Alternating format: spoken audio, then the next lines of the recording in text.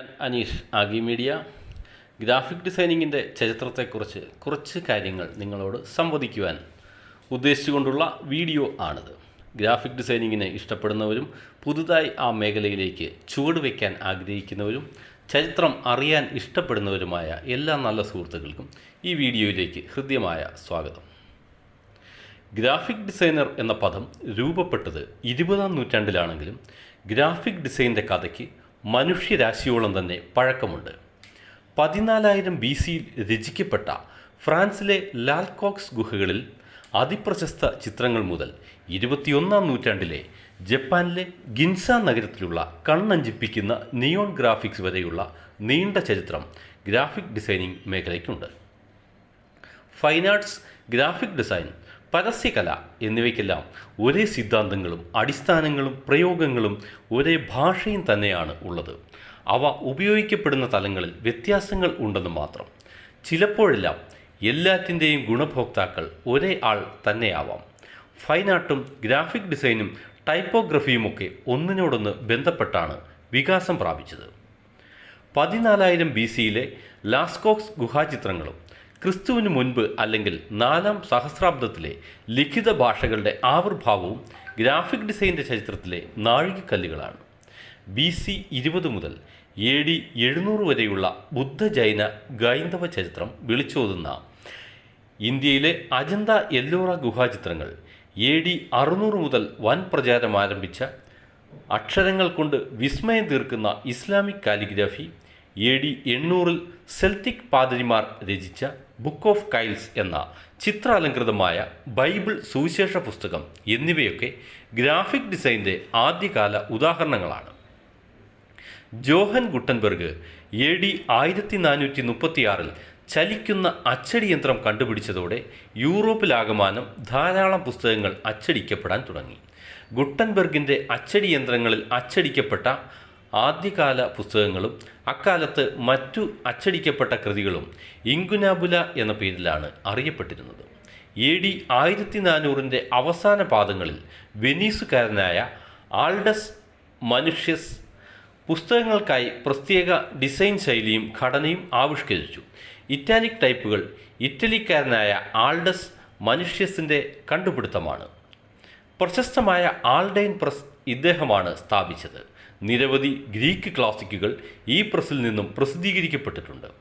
ആദ്യകാല ടൈപ്പോഗ്രാഫർമാർ ഉപയോഗിച്ചിരുന്ന ഗോതിക് തുടങ്ങിയ കൈകൊണ്ട് രചിക്കപ്പെടുന്ന ടൈപ്പ് ഫേസുകൾക്ക് ശേഷമുള്ള ഈ കാലഘട്ടത്തിലെ ഡിസൈനുകൾ ഓൾഡ് സ്റ്റൈൽ അഥവാ ഹ്യൂമനിസ്റ്റ് എന്ന് അറിയപ്പെടുന്നു.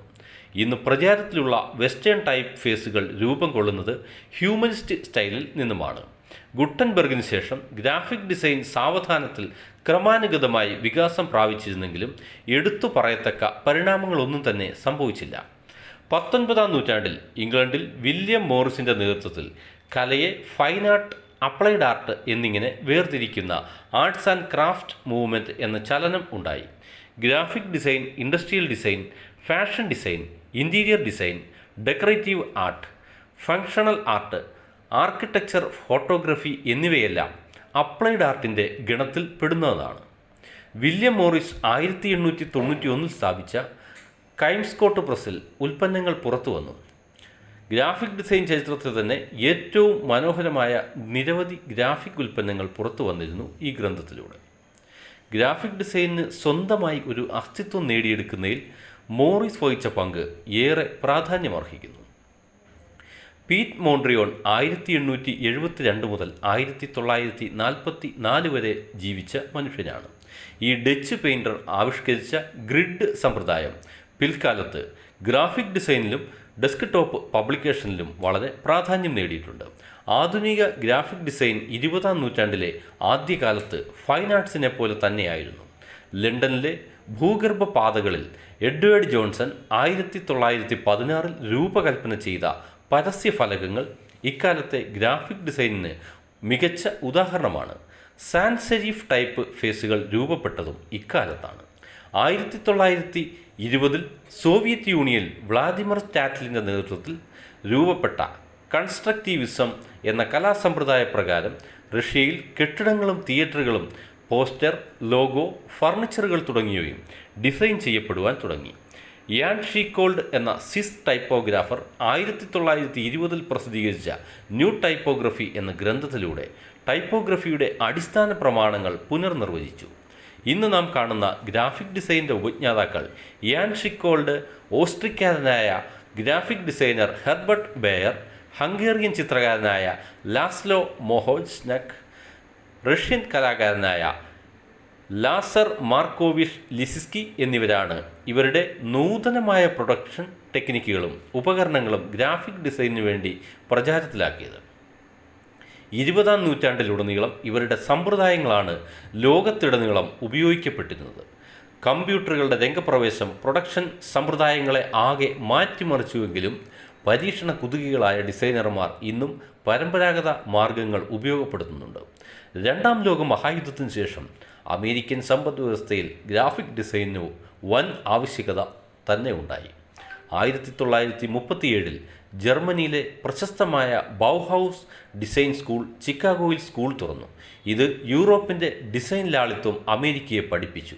യൂണിവേഴ്സ്, ഫ്രൂട്ടിഗർ തുടങ്ങിയ ടൈപ്പ് ഫേസുകൾ ഡിസൈൻ ചെയ്ത 20-ാം നൂറ്റാണ്ടിലെ ഏറ്റവും മികച്ച ടൈപ്പ് ഫേസ് ഡിസൈനർമാരിൽ ഒരാളായ അഡ്രിയാൻ ഫ്രൂട്ടിഗർ, പ്രശസ്ത American graphic designer Paul Rand തുടങ്ങിയവർ ബൈഹൗസ് ഡിസൈൻ സ്കൂളിൽ നിന്നും ഡിസൈൻ പ്രിൻസിപ്പിൾസ് സ്വായത്തമാക്കുകയും ജനപ്രിയ പരസ്യങ്ങൾ, ലോഗോ, കോർപ്പറേറ്റ് ഐഡൻറ്റിറ്റി തുടങ്ങിയവർക്കായി അവർ പ്രയോഗിക്കുകയും ചെയ്തു.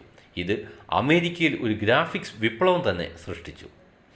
അതോടൊപ്പം തന്നെ ലക്കും ലഗാനവുമില്ലാതെ ഡിസൈനുകളുടെ ഒരു പ്രളയം അന്നുണ്ടായി. യാതൊരു തത്വദീക്ഷയുമില്ലാതെ നിലവാരമില്ലാത്ത ഡിസൈനുകൾ കലയ്ക്ക് തന്നെ വെല്ലുവിളിയുമായി. ഈ പ്രവണതയ്ക്ക് അറുതി കുറിക്കുന്നതിനായി ഹെർമാൻ സാഫിൻ്റെ നേതൃത്വത്തിൽ ഹ്യൂമനിസ്റ്റ് മൂവ്മെൻറ്റ് അന്നുണ്ടായി. അതാണ് പോസ്റ്റ് മോഡേൺ ടൈപ്പോഗ്രഫിക് ബീജാഭാവം നൽകപ്പെട്ടത്. ഗ്രാഫിക് ഡിസൈനിങ്ങിലെ ഒരു പ്രധാന സംഭവമാണ് ഫസ്റ്റ് തിങ്ക് ഫസ്റ്റ് മാനിഫെസ്റ്റോയുടെ പ്രസാധനം. 1964 പ്രസിദ്ധീകരിക്കപ്പെട്ട ഈ ഡിസൈൻ മാനിഫെസ്റ്റോയ്ക്ക് 400-ലധികം ഗ്രാഫിക് ഡിസൈനർമാരുടെയും കലാകാരന്മാരുടെയും പിന്തുണ ഉണ്ടായിരുന്നു. ഗ്രാഫിക് ഡിസൈൻ്റെ യാഥാസ്ഥിതികമായ രൂപം സ്വീകരിക്കാനുള്ള ഒരു ആഹ്വാനമായിരുന്നു അത്. ഇത് പുതിയ ഡിസൈനർമാരുടെ ഒരു തലമുറയെ തന്നെ സ്വാധീനിച്ചു.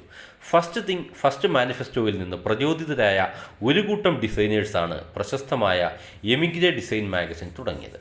മാക്കിന്തോഷ് കമ്പ്യൂട്ടറുകൾ ആദ്യമായി ഉപയോഗിച്ചത് പ്രസിദ്ധീകരണങ്ങളിൽ ഒന്നാണ് എമിഗ്രേ. നിരവധി ഗ്രാഫിക് ഡിസൈനർമാർ ഡെസ്ക് ടോപ്പ് പബ്ലിക്കേഷൻ അഥവാ DTPയിലേക്ക് തിരിയുന്നതിനും ഈ മാഗസിൻ പ്രേരകമായി.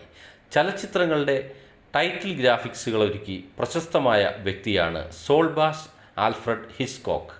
ഓട്ടോ പ്രിമിംഗൽ, സ്റ്റാൻലി ക്രൂബിക് തുടങ്ങിയ ചലച്ചിത്ര പ്രതിഭകൾക്കൊപ്പം സേവനമനുഷ്ഠിച്ച ഇദ്ദേഹം നൂതനമായ ആവിഷ്കാര തന്ത്രങ്ങളൊരുക്കി 20-ാം നൂറ്റാണ്ടിലെ അവസാന പാദങ്ങളിൽ മോഷൻ ഗ്രാഫിക്സിൽ വൻ വിപ്ലവം തന്നെ ഉണ്ടായി എന്ന വസ്തുത ശരിയാണെങ്കിലും യഥാർത്ഥത്തിൽ മോഷൻ ഗ്രാഫിക്സ് 1955 മുതൽ തന്നെ തുടങ്ങിയിരുന്നു. 1984 ആപ്പിൾ മാക്കിൻടോഷ് കമ്പ്യൂട്ടറിൻ്റെ രംഗപ്രവേശനമാണ് ഡെസ്ക് ടോപ്പ് പബ്ലിക്കേഷൻ്റെ കണ്ടുപിടുത്തത്തിന് നിദാനമായത്. നേരത്തെ സൂചിപ്പിച്ച വെനീസുകാരനായ ആൾഡസ് മനുഷ്യസിൻ്റെ നാമധേയത്തിലുള്ള ആൾഡസ് കോർപ്പറേഷൻ ആപ്പിൾ മാക്കിൻടോഷ് കമ്പ്യൂട്ടറുകൾക്ക് വേണ്ടി 1985 പേജ് മേക്കർ എന്ന പേജ് ലേഔട്ടിംഗ് സോഫ്റ്റ്വെയർ നിർമ്മിച്ചതോടെ DTPയുടെ ചരിത്രം ആരംഭിക്കുന്നു. ഇതാണ് ആദ്യത്തെ ഡെസ്ക് ടോപ്പ് പബ്ലിഷിംഗ് ആപ്ലിക്കേഷൻ. പിന്നീട് അഡോബി കമ്പനി പേജ് മേക്കറിനെ ഏറ്റെടുക്കുകയാണ് ഉണ്ടായത്. ഡെസ്ക് ടോപ്പ് പബ്ലിഷിംഗ് എന്ന സംജ്ഞ ആൾഡസ് കമ്പനിയുടെ സംഭാവനയാണ്. ഇതിനു മുമ്പായി അഡോബി പ്രൊഫഷണൽ ടൈപ്പ് സെറ്റിങ്ങിനായി പോസ്റ്റ്സ്ക്രിപ്റ്റ് എന്ന പേജ് ഡിസ്ക്രിപ്ഷൻ ലാംഗ്വേജ് ഡെവലപ്പ് ചെയ്തിരുന്നു. 1985 തന്നെ ആദ്യത്തെ ലേസർ ജെറ്റ് പ്രിൻ്റർ വിപണിയിലിറക്കി. ഇതിൽ പോസ്റ്റ് സ്ക്രിപ്റ്റ് സൗകര്യം ഉണ്ടായിരുന്നു. 1985 എല്ലാം കൊണ്ടും DTPക്ക് ഒരു നല്ല വർഷമായിരുന്നു. പേഴ്സണൽ കമ്പ്യൂട്ടറുകൾക്ക് വേണ്ടി 1986 Ventura software company Ventura Publisher എന്നൊരു ആപ്ലിക്കേഷൻ പുറത്തിറക്കി. 1993 കോറൽ കമ്പനി വെഞ്ചുറ പബ്ലിക്കേഷനെ വിലക്കെടുക്കുകയാണ് ഉണ്ടായത്. 1987 പേജ് മേക്കറിൻ്റെ വിൻഡോസ് വേർഷൻ പുറത്തിറങ്ങുകയോടെ പേജ് മേക്കർ വൻ പ്രചാരം ആരംഭിച്ചു. ക്വാർക്ക് കോർപ്പറേഷൻ്റെ കാർക്ക് എക്സ്പ്രസ് എന്ന പേജ് ലേഔട്ട് ആപ്ലിക്കേഷൻ പുറത്തിറക്കുന്നത് 1987. പേജ് മേക്കറിൻ്റെ ബലഹീനതയെ മുതലെടുത്ത് ക്വാർക്ക് എക്സ്പ്രസ് ലോകമെമ്പാടുമുള്ള പ്രസാധകരുടെ ആപ്ലിക്കേഷനായി മാറി. ഡെസ്ക്ടോപ്പ് പബ്ലിഷിംഗ് സംബന്ധമായ സോഫ്റ്റ്വെയറുകൾ നിർമ്മിക്കുന്ന കമ്പനി പിന്നീട് ജന്മമെടുത്തുവെങ്കിലും DTP, digital imaging, video editing തുടങ്ങിയ മേഖലകളിൽ കനത്ത സംഭാവനകൾ നൽകിയതും നൽകിക്കൊണ്ടിരിക്കുന്നതും 1982 ജോൺ വാർനോക്കും ചാൾസ് ഗഷക്കും ചേർന്ന് സ്ഥാപിച്ച അഡോബി എന്ന അമേരിക്കൻ കമ്പനിയാണ്. അവരാണ് ഡെസ്ക്ടോപ്പ് പബ്ലിഷിംഗ് എന്ന കാര്യക്ഷമവും ജനപ്രിയവും ആക്കിയത്. ചെറുതും വലുതുമായ ഒട്ടേറെ കമ്പനികളെ അവർ ഏറ്റെടുത്തു. ഏറ്റവും ശ്രദ്ധിക്കപ്പെട്ടത് മാക്രോമീഡിയ എന്ന അവരുടെ നിതാന്ത വൈരികളെ വരുതിയിലാക്കിയതാണ്. അങ്ങനെ ഫ്ലാഷ് തുടങ്ങിയ മികച്ച ആപ്ലിക്കേഷനുകൾ അഡോബിയുടേതായി മാറി. അനേകം ആപ്ലിക്കേഷനുകൾ ഇന്ന് അഡോബി പുറത്തിറക്കുന്നുണ്ട്. പോർട്ടബിൾ ഡോക്യുമെൻ്റ് ഫോർമാറ്റ് അഥവാ PDF എന്ന പ്രചാരം നേടിയ ഡോക്യുമെൻറ്റുകൾ നിർമ്മിക്കുന്നതിനും വായിക്കുന്നതിനുമുള്ള സോഫ്റ്റ്വെയറായ അക്രോബാറ്റ് അഡോബിയുടെ മികച്ച സോഫ്റ്റ്വെയറുകളിൽ ഒന്നാണ്. ഫോട്ടോഷോപ്പ് എന്ന ഇമേജ് എഡിറ്റർ 1990 പുറത്തിറങ്ങിയത്. ഇല്ലസ്ട്രേറ്റർ അഡോബിയുടെ വെക്ടർ ഗ്രാഫിക്സ് ആപ്ലിക്കേഷനാണ്. ക്വാർക്കിൻ്റെ വെല്ലുവിളി ഏകദേശം അവസാനിപ്പിക്കുന്ന രീതിയിലാണ് 2002 ഇൻഡിസൈൻ എന്ന അതിമനോഹര ആപ്ലിക്കേഷൻ അവർ പുറത്തിറക്കിയത്. വെബ്, വീഡിയോ തുടങ്ങിയ മേഖലകളിലായി അനേകം സോഫ്റ്റ്വെയറുകൾ അഡോബിയുടേതായിട്ടുണ്ട്. കോറൽ കമ്പനിയുടെ ഡ്രോ, പെയിൻറ്റർ മുതലായ ആപ്ലിക്കേഷനുകൾ ജനപ്രീതി ആർജിച്ചവയാണ്. ഈ കുത്തക സോഫ്റ്റ്വെയർ കമ്പനികളുടെ എല്ലാം മേധാവിത്വം അവസാനിപ്പിക്കുന്നതിനായി സ്വതന്ത്ര സോഫ്റ്റ്വെയർ പ്രസ്ഥാനം ഇന്ന് സജീവമാണ്. ഏറെ ജനപ്രീതി ആർജിച്ചുകൊണ്ടിരിക്കുന്ന ജിംബ് പോലുള്ള സോഫ്റ്റ്വെയറുകൾ ഇതിന് ഉദാഹരണമാണ്. ഫോട്ടോഷോപ്പിന് ബദലായാണ് ഈ ഇമേജ് എഡിറ്റർ ഇറക്കിയിട്ടുള്ളത്. ഇന്ന് മൈക്രോസോഫ്റ്റ് ഓഫീസ്, ഓപ്പൺ ഓഫീസ് തുടങ്ങിയ വേഡ് പ്രോസസ്സിംഗ് സോഫ്റ്റ്വെയറുകൾ, DTP സോഫ്റ്റ്വെയറുകൾ നൽകുന്ന പബ്ലിഷിംഗ് സൗകര്യങ്ങളുണ്ട്. അതിനാൽ തന്നെ ഡെസ്ക്ടോപ്പ് പബ്ലിഷിങ്ങും വേഡ് പ്രോസസ്സിങ്ങും തമ്മിലുള്ള അതിർവരമ്പുകൾ നേർത്ത് വരുന്നുണ്ട്. എല്ലാ കൂട്ടുകാർക്കും വീക്ഷിച്ചുകൊണ്ടിരുന്ന എല്ലാ കൂട്ടുകാർക്കുമുള്ള നന്ദിയും കടപ്പാടും അറിയിക്കുന്നു. ചാനൽ ഇഷ്ടപ്പെട്ടുവെങ്കിൽ സബ്സ്ക്രൈബ് ചെയ്യുകയും ഷെയർ ചെയ്യുകയും ചെയ്യണമെന്ന് അഭ്യർത്ഥിക്കുന്നു. ഗ്രാഫിക് ഡിസൈനിങ് മേഖലയിലെ കൂടുതൽ വിഷയങ്ങളുമായി ഞാൻ ഇനിയും വരുന്നതാണ്. എല്ലാവർക്കും നന്ദി, നമസ്കാരം, ബായ്.